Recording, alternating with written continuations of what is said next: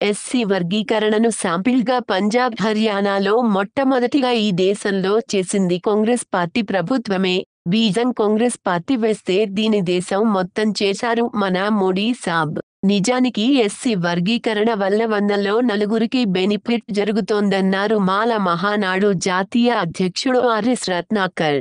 ఈ 100లో 4గురికి ఇచ్చే ఈ ఫలాలను దేశవ్యాప్తంగా ఎస్సీ లిస్టులో ఉన్న 1108 ఎస్సీ కులాలకు ఎలా పెంచుతారు మోడీజీ అని ప్రశ్నించారు. రాజధాని ప్రాంతంగా దేశవ్యాప్తంగా ఎస్సీ వర్గీకరణకు వ్యతిరేకంగా ఉద్యమం జరగబోతుంది కాబట్టి మరి విజయవాడ ప్రెస్ క్లబ్ సోదరులందరికీ, బంధువులకి, మిత్రులందరికీ కూడా పేరున మరి నేను మిమ్మల్ని అందరినీ రిక్వెస్ట్ చేసేది ఏంటంటే ఇక్కడి నుంచి రెగ్యులర్గా మన రాజధానిలో దాదాపుగా 100 ప్రెస్ మీట్స్ ఇంటర్వల్గా గ్యాప్ ఇచ్చి జరుగుతాయని చెప్పేసి సందర్భంగా మీకు తెలియజేస్తా ఉన్నాను. మరి మిత్రులందరూ కూడా నాకు కోఆపరేట్ చేయాలి.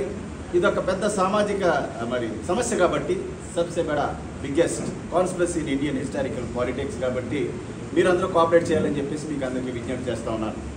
ఇంకొకటి ఏంటంటే నేను because I'm at the ground level, మన గోదావరి జిల్లాలో ఉంటాను. I belong to Konaseema area.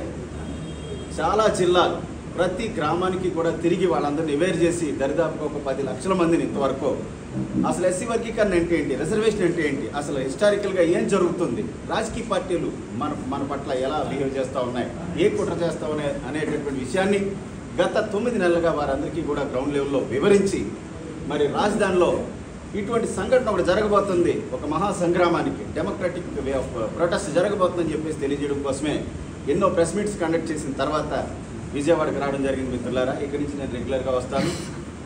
నేను I'm not a newcomer, రెగ్యులర్గా ఉన్నటువంటి వ్యక్తినే. మీరు కూడా నేను చాలాసార్లు వచ్చి ఇక్కడ ప్రెస్ మీట్ పెడతాం జరిగింది. అయితే ఈ ప్రెస్ మీట్ అంటే డిఫరెంట్ కాబట్టి మిమ్మల్ని అందరినీ కూడా కోరుకునేది ఒకటే, దయచేసి కోఆపరేట్ చేయండి. Whatever we can do from our side. మీరు కూడా కోఆపరేట్ చేయండి.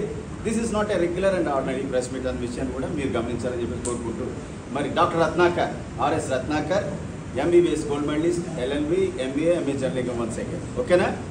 నెక్స్ట్, తెలుగు రాష్ట్రాల్లో ఉన్నటువంటి మాల సోదరులారా, బంధువులారా, మిత్రులారా, ఎస్సీ వర్గీకరణ ముసుగులో దేశవ్యాప్తంగా దళితుల ఐక్యతపై కుట్ర జరుగుతూ ఉన్న మిత్రులారా, మరి చంద్రబాబు నాయుడు కానీ రేవంత్ రెడ్డి కానీ ఎలక్షన్లో ఇచ్చినటువంటి హామీలు మర్చిపోయి ఈ దేశంలో, ఈ రాష్ట్రంలో వేరే సమస్య లేదన్నట్టుగా మరి కంగారుగా ఎస్సీ వర్గీకరణ తీసుకొచ్చి మరి చట్టం చేయడం రేవంత్ రెడ్డి, చంద్రబాబు నాయుడు గారు అయితే ఆర్డినెన్స్ పాస్ చేసి చట్టం చేయడం జరిగింది. మిత్రులారా, మనమైతే ఎస్సీలో ఉన్నటువంటి ఏ వర్గానికి వ్యతిరేకం కాదు. ఎస్సీ రిజర్వేషన్ వల్ల లబ్ధి పొందుతుంది కేవలం 100లో 4గురే మిత్రులారా. మనకి 15% రిజర్వేషన్ అంటూ ఉన్నారు. బట్ ఇది 100 వేకెన్సీస్లో 15% అంతే తప్ప 100 మంది ఎస్సీలు ఉంటే 15 మంది ఎస్సీలకు ఇవ్వట్లేదు మిత్రులారా. కాబట్టి ఎస్సీ రిజర్వేషన్ వల్ల 100లో 4గురికే బెనిఫిట్ జరుగుతూ ఉంది. రాష్ట్రంలో, తెలుగు రాష్ట్రంలో ఉన్నటువంటి దళిత సోదరులారా, మాలమాదిగ సోదరులారా, రిమైనింగ్ ఎస్సీ లిస్టులో ఉన్నటువంటి మిత్రులారా, 100లో 4గురికే బెనిఫిట్ జరుగుతూ ఉంది. ఈ 100లో 4గురికి జరిగేటటువంటి ఈ బెనిఫిట్ని మన చంద్రబాబు నాయుడు అలాగే రేవంత్ రెడ్డి తెలుగు రాష్ట్రాల్లో ఎస్సీ లిస్టులో ఉన్నటువంటి 59 కులాలకు సమంగా పంచుతారట. మోడీ అయితే దేశం మొత్తం మీద ఎస్సీ లిస్టులో 1108 కులాలంటే వారందరికీ కూడా ఈ 100లో 4గురికి ఇచ్చేటటువంటి ఈ సీట్లను సమంగా పంచుతారట. మిత్రులారా, ఇదే ఎస్సీ సబ్ క్లాసిఫికేషన్ వర్గీకరణ అంటే ఇది ఎలా సాధ్యమని చెప్పేసి ఈ సందర్భంగా వారిని ప్రశ్నిస్తూ ఉన్నాను. అలాగే తెలుగు రాష్ట్రాల్లో మాల సోదరులారా, బంధువులారా, మన సామాజిక వర్గం, మన కులం ఉందా సచ్చిందని జనమంతా అనుకుంటా ఉన్నారు. ఇంత దారుణమైనటువంటి కుట్ర జరుగుతూ ఉంటే, ఎస్సీ వర్గీకరణ పేరుతో కులం మొత్తాన్ని తొక్కేస్తూ ఉంటే ఎవడు కనీసం నోరు తెరిచి మాట్లాడటం లేదు మిత్రులారా. అన్ని రాజకీయ పార్టీలో ఉన్నటువంటి మాల సామాజిక వర్గానికి చెందినటువంటి ప్రజాప్రతినిధులైతే చేతకాని దద్దమ్మల సన్నాసులు నోరు తెరిచి మాట్లాడడానికే భయపడిపోతూ ఉన్నారు. మీరు గిని ఈ టైంలో కళ్ళు తెరిచి ప్రజాస్వామ్యత శాంతియుత పోరాటానికి మేమందరం ఉన్నామని తెలియజెప్పకపోతే ఈ తెలుగు రాష్ట్రాల్లో ఒకప్పుడు మాల సామాజిక వర్గం ఉండేదని మనం చరిత్రలో చదువుకుంటూ ఉంటాం. అనగనగా ఒక రాజు ఉండేవాడని, మాల సామాజిక వర్గం అనగనగా ఉండేదని చరిత్రలో చదువుకునేటటువంటి పరిస్థితులు ఉంటాయి మిత్రులారా. ఇకనైనా రండి, ముందుకు రావాలి. మనం అంతా కలిసి పనిచేద్దాం, మన ఐక్యతను చాటుదాం, మన బలవిధం చూపుదాం మిత్రులారా. లేకపోతే చంద్రబాబు నాయుడు, రేవంత్ రెడ్డి ఆడిందే ఆట పాడిందే పాటగా కొనసాగుతున్న విషయాన్ని మీకు అందరికీ తెలియజేస్తా ఉన్నాను. అలాగే దళితుల హోల్సేల్ మేనమామ జగన్మోహన్ రెడ్డి మీకు అందరికీ తెలుసు కదా. మాల సామాజిక వర్గం అయితే భుజాన్ని వేసుకుని మోసారు. ఆయన కూడా ఇంతవరకు ఎస్సీ వర్గీకరణపై తన స్టాండ్ ఏంటో తెలియజెప్పలేదు మిత్రులారా. కాబట్టి ఒక్కసారి మీరు ఆలోచించండి. అన్ని రాజకీయ పార్టీలు working against the community of Malas, అన్ని రాజకీయ పార్టీలు కూడా మాల సామాజిక వర్గానికి వ్యతిరేకంగా పనిచేస్తూ ఉన్నాయి. మనం నోరు తెరవడం లేదు. చట్టాలు చేశారు కదా, ఇంకేమందులో అయిపోయిందని అనుకోకండి మిత్రులారా. అది భగవద్గీత కాదు, ఖురాన్ కాదు, అలాగే మరి బైబిల్ అంతకన్నా కాదు. వారు ఒకసారి చేస్తే మార్చలేకపోవడానికి అనే విషయాన్ని మీరు అందరూ గమనించాలి. పార్లమెంట్లో అమెండ్మెంట్ చేసేంత వరకు కూడా మనమంతా కూడా శాంతియుతంగా ప్రజాస్వామ్యయుతంగా పోరాడాలి. లేకపోతే మాల సామాజిక వర్గాన్ని తొక్కిస్తూ ఉన్నారు. ఎవడో మాట్లాడలేదు. తెలంగాణలో సైలెంట్ అయిపోయారు, మరి ఆంధ్రప్రదేశ్లో అయితే సైలెంట్ అయిపోయారు. దేశవ్యాప్తంగా ఉద్యమం సాగించాలి మిత్రులారా. ఒక విషయాన్ని ఈ సందర్భంగా మీకు తెలియజెప్పాలనుకుంటున్నాను. దేశం మొత్తంగా ఓవరాల్గా డామినేషన్ మాలలు కాదు, ఒక తెలుగు రాష్ట్రాల్లోనే ఉంటారు. ఓవరాల్గా డామినేషన్ మాదిగ సోదరులే, చమార్లు అంటారు మిత్రులారు. ఉత్తరప్రదేశ్లో, నార్త్ ఇండియాలో అన్ని విషయాల్లోని కూడా డామినేషను మరి చమార్ సోదరులే, మాదిగ సోదరులే. ఒక్క తెలుగు రాష్ట్రాల్లోనే మాల సామాజిక వర్గం ఒక స్టెప్ ముందుంది మిత్రులారా. దీన్ని ఆసరాగా తీసుకుని మనమేదో దొబ్బేస్తున్నట్టు, మనమేదో కాన్స్పిరేటర్స్ అన్నట్టుగా అన్ని రాజకీయ పార్టీలు, అన్ని వర్గాలు మనల్ని దొంగలుగా, దోషులుగా చూస్తూ ఉంటే ఎవడో కనీసం దూరం మెదపడం లేదు మిత్రులారా. ఇక నేను కళ్ళు తెరవండి. మాల ఉద్యోగులారా, రిజర్వేషన్లో బెనిఫిట్ పొందినటువంటి మిత్రులారా, ఇకనైనా బయటికి రండి. Pay back to the society అన్నారు అంబేద్కర్. మీరు సొసైటీకి ఏం చేయదురా బాబు, pay back to your family. మీరు అట్లీస్ట్ మారల్ సపోర్ట్ ఇవ్వండి, మీరు డబ్బులు ఇవ్వక్కర్లేదు అన్న విషయాన్ని ఇకనైనా కళ్ళు తెరిచి గుర్తెరిగి బయటికి రండి. అలాగే మరి మోడీ గారు అయితే ఇది బీజేపీ కుట్ర, ఈ కుట్రలో చంద్రబాబు నాయుడు భాగమైన విషయాన్ని సందర్భంగా మీకు తెలియజేస్తా ఉన్నాను. ఇది దేశవ్యాప్త కుట్ర మిత్రులారా. దేశంలో ఉన్నటువంటి దళిత సోదరులారా, भाई और बहनों सुनिए, एससी आरक्षण वर्गीकरण के बहाने देश भर में सभी राजनीतिक पार्टियां दलितों की एकता को कमजोर कर रही है। इस पर हमें सभी को मिलकर लोकतांत्रिक लड़ाई करनी चाहिए भाई और बहनों। लेकिन हम इस देश में हमारा अस्तित्व खो देंगे भाई और बहनों, भूलना मत మిత్రులారా. మర్చిపోకండి. కాబట్టి శాంతియుత పోరాటానికి లక్షల మందితో చంద్రబాబుకి మన దమ్మేంటో, రేవంత్ రెడ్డికి మన దమ్మేంటో, మోడీకి మన దమ్మేంటో చూపించేంత వరకు కూడా ఈ నిరంతర పోరాటం, అంబేద్కర్ చెప్పారు గో ఫర్ రిలెంట్లెస్ ఫైట్ అన్నారు. నిరంతర పోరాటానికి ముందుకెళ్ళమన్నారు. అదే పోరాటాన్ని కొనసాగిస్తూ ఉన్నాను మిత్రులారా. ఎవరో దేనికి భయపడాల్సినటువంటి పని లేదు. మీరు రాజకీయ పార్టీలు ఎక్కడైనా సరే ఉతికి ఆరేయండి, పాతి పెట్టేయండి. వాళ్ళంతా కమ్యూనిటీకి వ్యతిరేకంగా పనిచేస్తూ ఉన్నారు. కాబట్టి ముందుకొచ్చి పోరాటానికి సిద్ధం కావాలని చెప్పేసి కోరుకుంటూ doctor Ratnakar, national president for రాక్స్ అండ్ మాల్మా.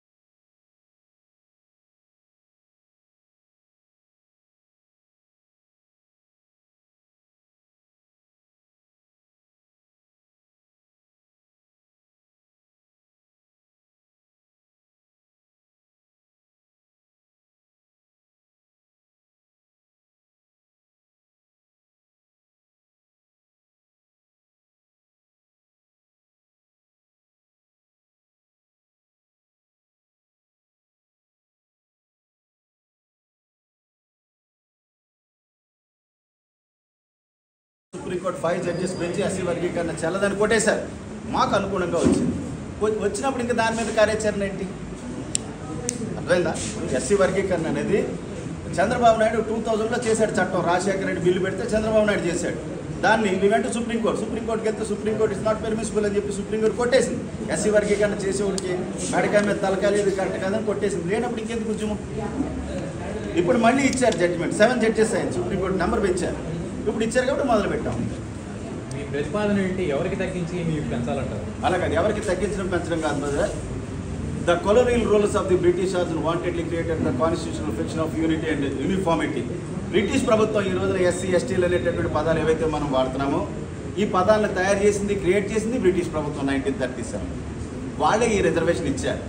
వీళ్ళంతా వీకెస్ట్ ఆఫ్ ది వీకెస్ట్, ఈ సమాజంలో బాగా బలహీనమైనటువంటి వర్గం కాబట్టి వీళ్ళకి ఇచ్చేటటువంటి రిజర్వేషన్ ఎంగిల్ మెతుకులు జస్ట్ 100లో 3కే కాబట్టి, ఆస్తులు పాస్తులు ఏమీ లేవు కాబట్టి, అన్టాచబుల్స్ కాబట్టి వీళ్ళ మధ్య ఈ ఎంగిల్ మెతుకుల వాటాల కోసం పోరాటాలు పెట్టకూడదు, కొట్లాట పెట్టకూడదు అనేటటువంటి ఉద్దేశంతో consolidated group British government create చేసింది, అంతే తప్ప నాట్ ఇండిపెండెంట్ రూలర్.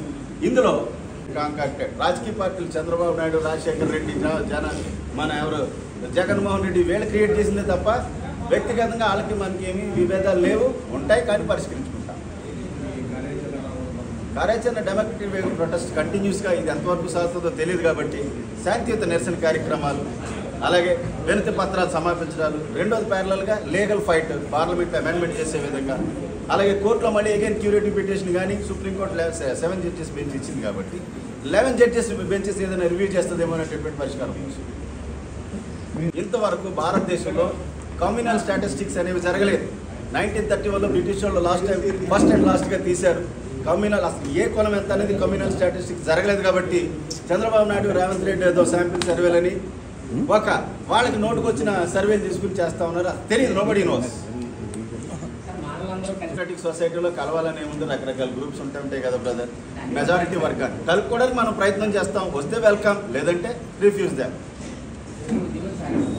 కంటిన్యూస్గా మీరు అందరూ కోర్టుకు చావండి అన్నట్టు అని చెప్తున్నారు. మనమేమంటున్నామంటే you are not against the other cost of schedule caste list. మోడీజీకి అదే చెప్తున్నామ్మా. మోడీజీ एससी लिस्ट में बाकी जातियों पर अगर आपको सच्चा प्यार है, आरक्षण 10% और बढ़ाकर बाकी जातियों को देना चाहिए, आप कर सकते हैं तो ये काम करें. నిజంగా మోడీ గారు మీరు ఎస్సీ లిస్టులో ఉన్న మిగతా కులాలను పైకి తీసుకురావాలనుకుంటే రిజర్వేషన్ మరొక 10% మించి వాళ్ళకి ఇచ్చే, నో ప్రాబ్లం, ఇంకో కోయి ప్రాబ్లం నై. అది చేయడంట 100లో ముగ్గురికే వేస్తాం కాబట్టి మీరు అందరూ కొట్టుకు చావండి. ఆయన అక్కడ చేస్తూ ఉంటే మేము కళ్ళు మూసుకుని చూడాలి. టోటల్గా వర్గీకరణకి వ్యతిరేకం మీరు. టోటల్గా ఎస్సీలు వర్గీకరించడం కుదరదు. It's not permissible under the constitution of India. అది మెయిన్ పాయింట్.